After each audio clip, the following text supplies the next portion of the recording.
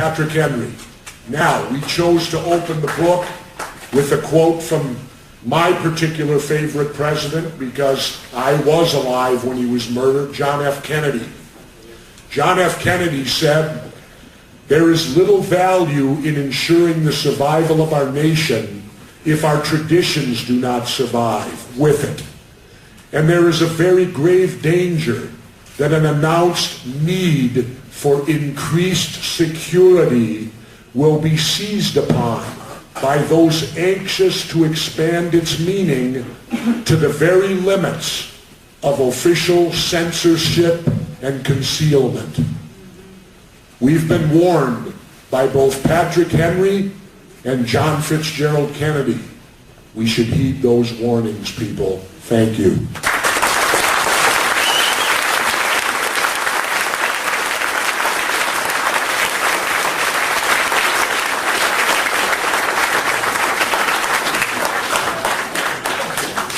I'll take questions for those that want questions, and please wait for the microphone to get to you so everyone can hear, and I don't then have to repeat the question. So microphones, go. The gentleman standing, we'll go to him first.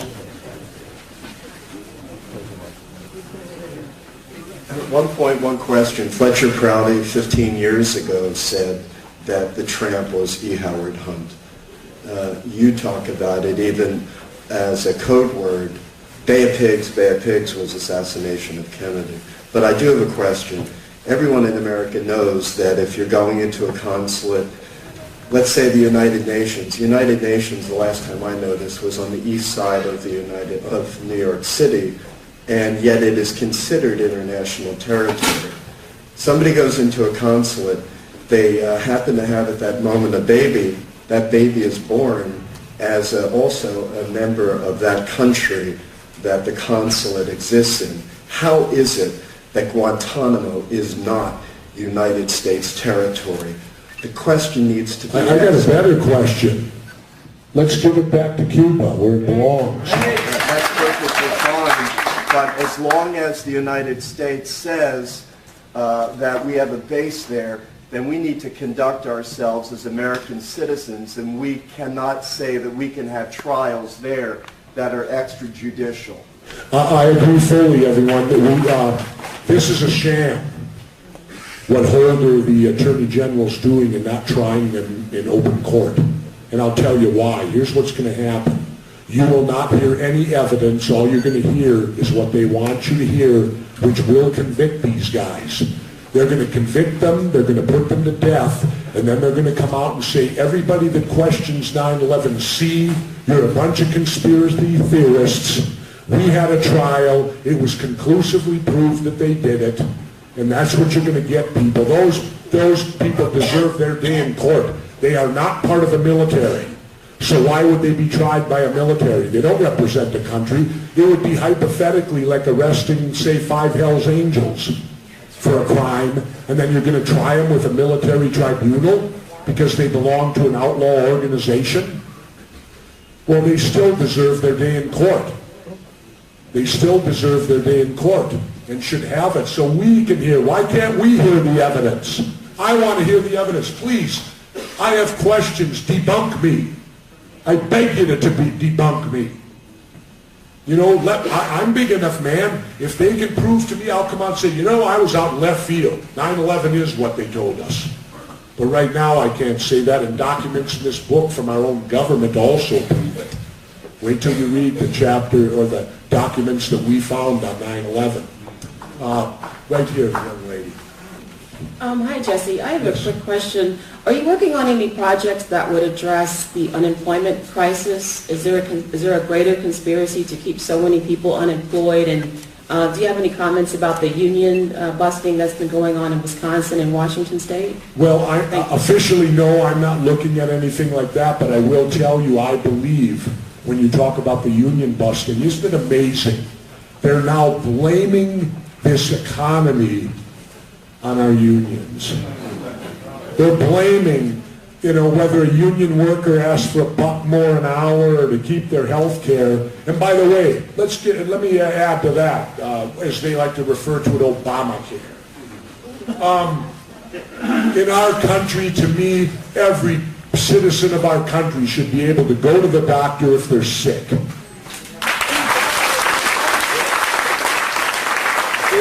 That is a human right.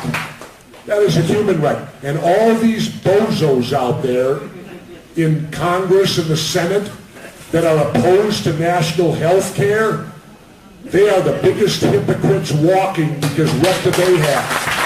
They have government-run health care. Now, if they want to prove they're not a hypocrite, then stand up and get rid of your government-run health care. All these congressmen and senators that are opposed, let them get rid of their health care and lead by example, or as my friend Dick Marcinko, the road warrior, would say, lead from the front, not the rear. Right on. Because that's what they're doing. They got their health care, but they don't want you to have yours. Okay, let's see. The gentleman in the yellow right there, if we could. You look like you got a big voice, so you might be able to talk without that. Well, my question is about the bigotry surrounded by marijuana prohibition. Isn't it time that this country, including the elderly in here who don't smoke it, but probably have a young nephew or a grandson who can supply you with it, isn't it time we stop this and try to keep people from being so drunk in this country? And considering bigotry, isn't it time we all boycott Donald Trump and his bigotry? Well, let me say this for a moment about marijuana. I have a good personal quote on marijuana. I grew up in the 60s. By the way, how do you like my Jimi Hendrix quote? Anyway, here's my quote. Marijuana is to rock and roll what beer is to baseball. So imagine if you went to the ball game to see the Phillies and they wouldn't let you have a glass of beer out there. Well, going to a rock concert, imagine how horrible it is now when you can't smoke a joint.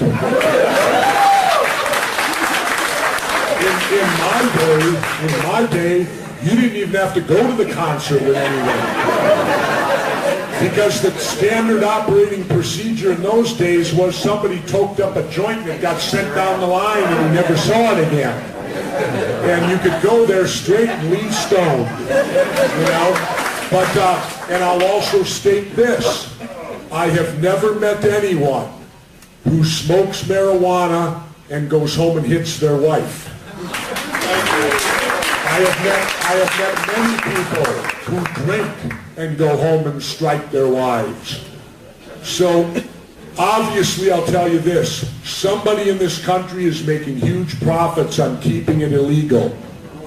And the multinational corporations and pharmaceuticals don't want marijuana there. You know why? You can grow it. It's a weed. And if you know anything, you can grow it. I absolutely fully support the full legalization of marijuana. And it's ridiculous. I live in Mexico now. Has anybody read about the carnage that's going on down there? There's more deaths down there than in all three of these wars combined right now. And we have the power to stop it by legalization. Because if my mother told me before she passed away, she lived through the prohibition of alcohol. And she said the war on drugs is identical to the prohibition of alcohol. All we're doing is making criminals rich and powerful. And we have to demand it, people, because they're certainly not going to give it to us.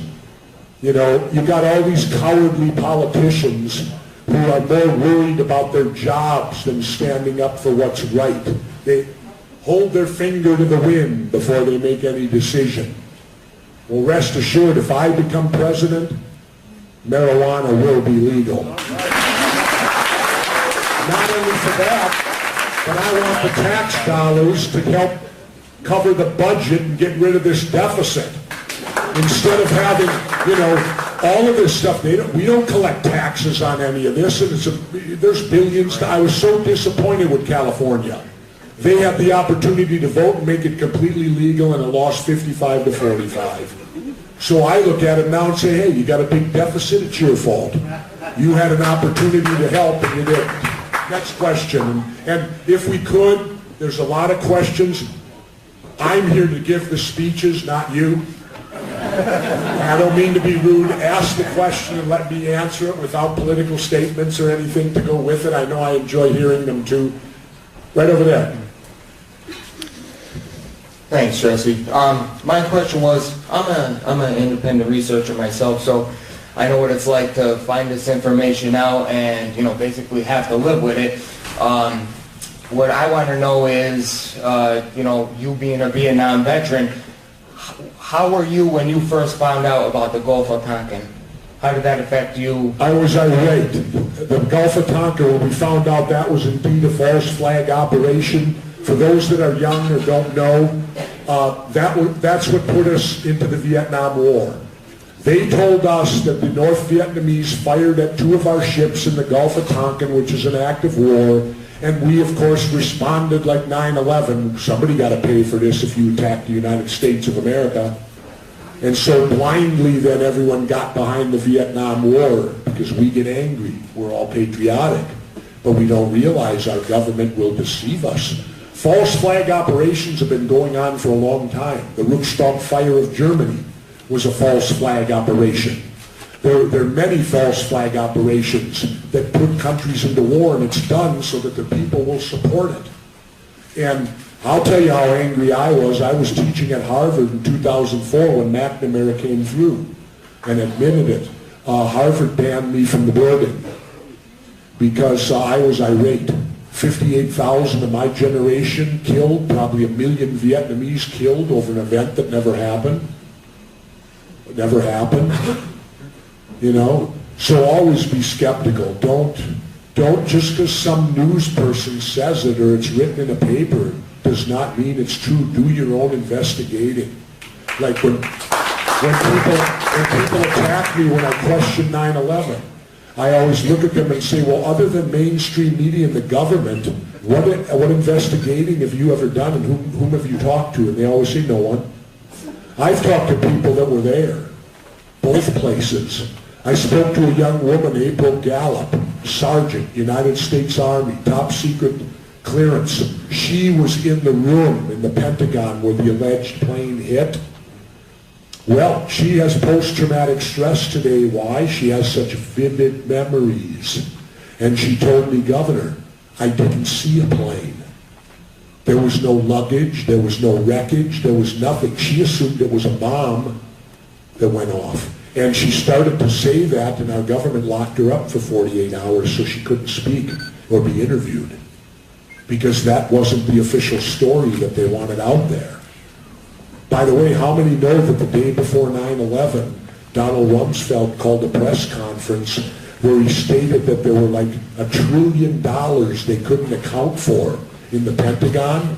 Isn't it ironic that was the exact place where the alleged plane hit? All records destroyed. You never hear that press conference again. I guess that's just circumstantial, but we both know Colonel L. Fletcher Prouty says nothing just happens. Everything is planned. Way in the back with the leather jacket on back there. Hi, Governor. Hi. I'm just curious to know if you ever got a chance to look at any of the declassified JFK documents that President Bush Sr. declassified in the 90s. And what role do you think Lyndon Johnson had in the assassination event? I think Lyndon Johnson, they made him aware it was going to happen and he did nothing to prevent it because Lyndon Johnson wanted to be president and his days were numbered. Because Lyndon Johnson, Kennedy had already made overtures that he was going to dump Johnson on the second election because Johnson was neck deep in the Billy Saul Estes, Bobby Baker scandals in Texas. And you notice the minute JFK was dead, those two scandals just magically disappeared pretty well. And so I think that he knew about it and did nothing to prevent it because he knew that he would be the next president. Do I think he planned it? No, I don't.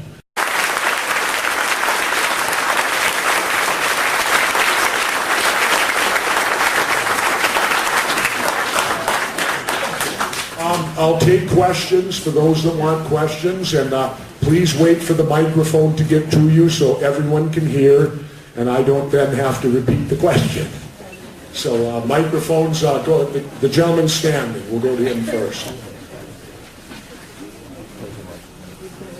For increased security will be seized upon by those anxious to expand its meaning to the very limits of official censorship and concealment.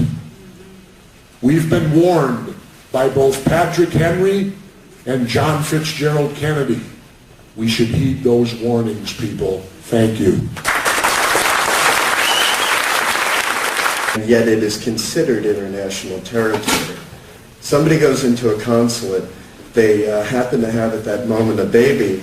That baby is born as also a member of that country that the consulate exists in. How is it that Guantanamo is not United States territory?